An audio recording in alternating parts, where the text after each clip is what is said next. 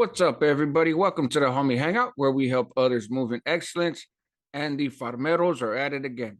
They are on the march. The United Farm Workers Union has started a march today, August 3rd, and it's a 24-day, 335-mile march ending in Sacramento, starting in DELANO. And it's called a March for the Governor's Signature, right? And I'm going to explain what they want the governor to sign in just a second. But they will be leaving daily from various stops, which I'll let you know where those stops are. 14 miles a day, right? It's going to be over 100 degrees most of those days. There's 25 full-time marchers, so people that will march the entire path. And then, every day hundreds of people are going to join, both workers and supporters and local community organizations and politicians are going to ride the coattails of this and everything else. It follows the same path that Cesar Chavez and nearly 100, mostly Mexican American and Filipino farm workers took in 1966, right, during the grape strike. That drew national attention to farm workers. Schlendly actually was the first union contract that the Farm Workers Association got. Schlendly were grape growers, right? Wine grape growers, but also sold a whole bunch of other stuff. And so the United Farm Workers have been boycotting them for about 4 months. And yeah, during the march, they actually broke and signed. And so thousands of people celebrated Easter Sunday, 66 at the Capitol. So what are the folks marching for today, right? And for the next 24 days? There's a bill, AB 2183, which is the Agricultural Labor Relations Voting Act. A similar bill was introduced last year, and Newsom vetoed it, right? Which angered a lot of people, understandably. And so there's been little marches since then, right? But the bill has been rewritten. Like over 50 state legislatures have signed on to it. The Catholic Church, everybody. This has gotten national attention in labor circles, right? And so 1975, thanks largely to the United Farm Workers Union, the Agricultural Labor Relations Act was signed, which allows farm workers to organize and join labor unions, right? And that also made the Agricultural Labor Relations Board, which I'll just call the board, which investigates, malpractice by employers, right, and violations and labor disputes, and they're kind of the final word on everything having to do with agricultural labor in the state. So what's in AB 2183 that farm workers want Newsom to sign, right? One of the main things is a vote by mail option, right? A ballot card elections. So employees, right, workers get to vote to become a part of a union, and then also who that union representative is going to be. And so that's based on that 1975 law, right? But right now, those ballots are like secret ballots, so secret elections, and they're held on employer property. And so it's supposed to be a secret who everybody's voting for, blah, blah, blah. But, a lot of workers and a lot of union folks argue that the employers, right, the farm owners, that they intimidate and interfere with the ability for workers to be able to vote in these things. And so therefore, it's a violation of their right to unionize.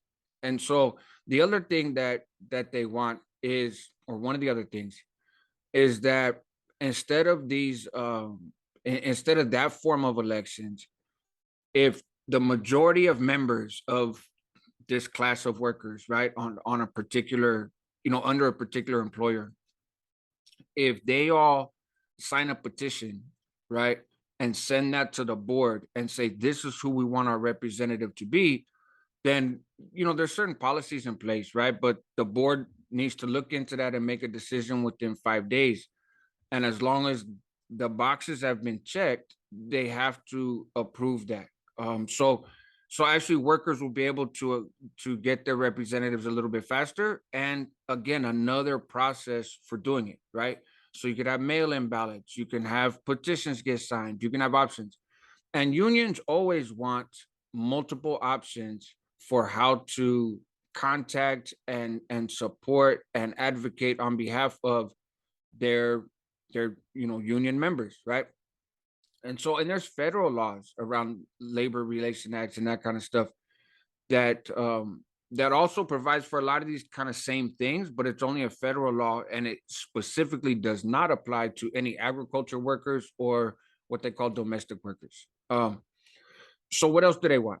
They want right now the labor organization, they want the union basically, to be able to get a list of employees provided by employers, right? So they want the board to be able to tell an employer, hey, I want a list of all your employees, right? Because there's an intent to organize that's been filed. And then the employer has 5 days to provide that list, right? And the board also has to make that list available to other labor organizations if they want it. So it's not like one union kind of gets this list and then holds it close to the chest. It's open to other labor organizations. And employers cannot be expected to provide the list more frequently than every 30 days. The other thing in the bill is civil penalties on employers. So between 10 up to $25,000 for each unfair labor practice violation, right? Depending on what it is, minimum 10,000, maximum 25,000. And also it would allow for personal liability for directors or officers of the employee organization in certain cases, right? So that means that these owners or these these high level managers in these on these fields and farms, they can be held personally responsible for labor act violations of certain kinds. And so why is this necessary, right? For one, again, the Labor Relations Act, federal law already has some of this stuff. It just doesn't apply. But also, California had these laws, right? So there was this case last year. The Supreme Court decided it. Cedar Point Nursery versus Hasid, right? And the result of that case was that labor unions cannot visit private farmland, right? And that basically killed union organizing in private farmland. A lot of it is private. And the reason they said that is because it violates the taking clause of the Fifth Amendment, which says, the Fifth Amendment of the Constitution, U.S. Constitution, which says that private property cannot be taken for public use without just compensation. So without being paid for, right? Without being purchased. So there was a California law that said that labor organizers could go on private agriculture property during non-work time on specific days for specific amount of times in specific places for the purpose of talking with employees, right, with agriculture workers and soliciting their support. So, but their access was, again, really strictly limited by the law, right? And the law said that you could not disrupt employers' property or agriculture operations, right? So you couldn't go in there and protest and make noise and that kind of stuff, right? You couldn't go in there and hold a meeting in the middle of the workday, right? So there was a lot of protections for the agriculture property owners, but it allowed for organizing. And keep in mind that a handful of people that work on this property also reside on the property. So if you can't get at them when they're on private property, basically you can't get at them, period. That's why it says like non-work hours and stuff. You know what I mean? So the owners challenged that law and said that it violates the taking clause, right? The Ninth Circuit said no, that's BS. The framers and even the Supreme Court for many decades after the Fifth Amendment was ratified have said that it only applies to the physical taking of property, appropriating the property, right? That's what that clause is meant to do. The Supreme Court in more recent years has said, okay, maybe not just the physical taking of property, but acts that might as well be the physical taking of property. So regulations that allow for permanent physical invasion, or regulations that allow for a property to be basically useless, right? That those also violate the takers clause. But that was not true for the California law. That's why Ninth Circuit was like, nah, bro, you're tripping. Here comes the Supreme Court, and in a 6-3 vote, they said that the right to private property explicitly also includes the right to forbid people from your private property. And so that's why that's part of the reason why this act was written. And Governor Newsom acknowledged that this law reversed 30 years of progress of labor organizing in the agriculture community. And something had to be done. But that previous law that he vetoed, he didn't like some of the technicalities. He said there was contradiction. So he said he still supported the farm workers, but that they had to go back to the drawing board to touch up the law, right?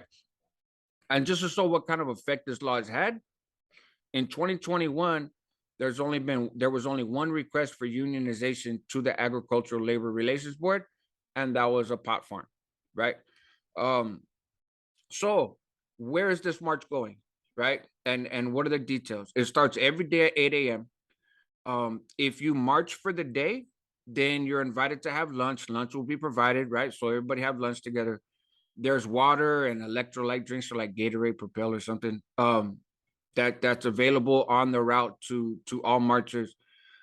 Now, some people are gonna want to march half the day. Well, what happens if you park somewhere and you march half the day? How you gonna get back to your car? So the organizers, the UFW is not guaranteeing that you will have transportation back, even if you march a full day, right, from one stop to the next. There's no guarantee that you got a ride coming to get back to where you started at. And so they're gonna try, right? But no promises. Only full-time marchers are gonna get housing and other meals. So even if you choose to march for more than one day, they're not gonna provide housing or food outside of lunch, right? Um, there's gonna be volunteer nurses along the route every day, right? And then the California Nursing Association is gonna have a nursing center, basically a little makeshift center set up at each stop. So where are these stops? So today, they take off Delano, right?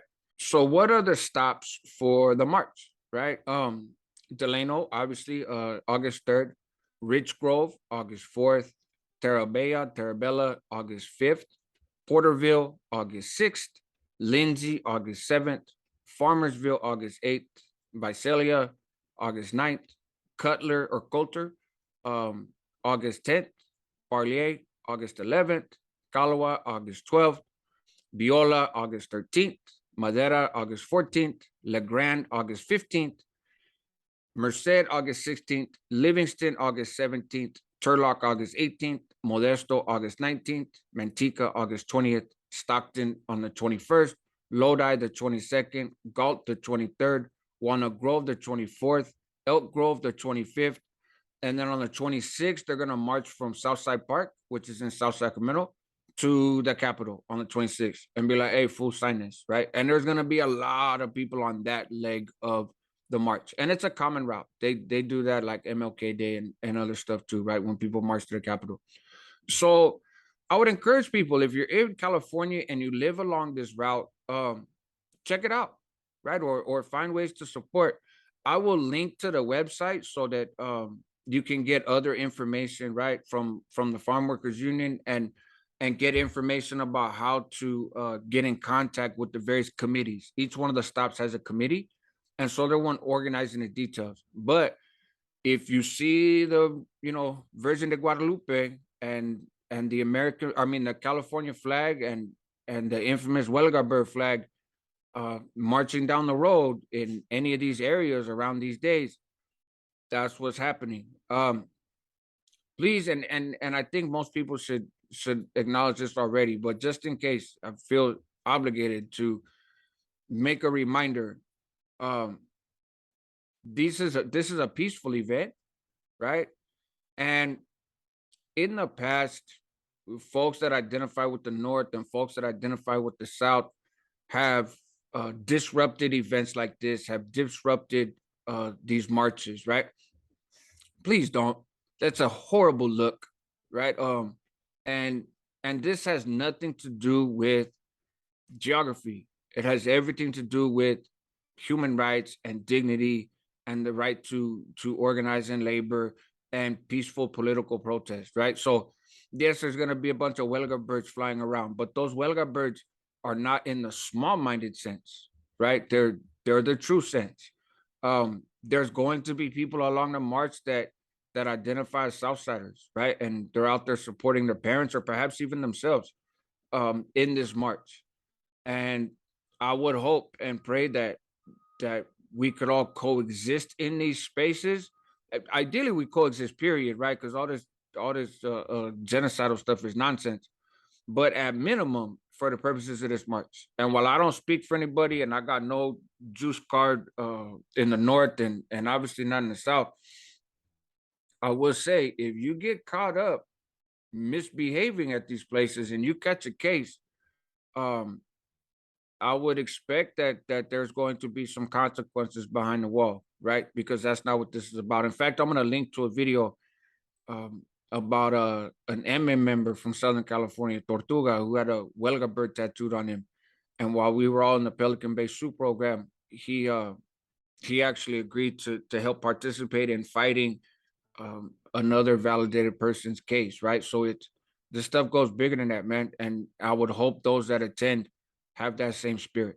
And so I'm gonna make the places that I can. Obviously, Elk Grove is easy. You know, I'll probably be out there with my kids. Walnut Grove, Galt are pretty close. Southside Park is real close. So I'm gonna participate to the extent I can. Probably go live from there. And I would encourage you guys, man, to like I said, hop out there, check it out. If you do, shoot me some pictures, take some video, post it on your social media, and let's stand by the workers, man. All right, you guys, help others move in excellence. That's what homies do. Help yourself at the same time because you're worth it, and help your community because they need you. And help the United Farm Workers Union. Check out their website. There'll be links in the description to various things, man, flyers, contact information, whatnot. Take advantage of those. Share them on your social medias, even if you don't want to share this video. Share the links and raise awareness. Take care, guys.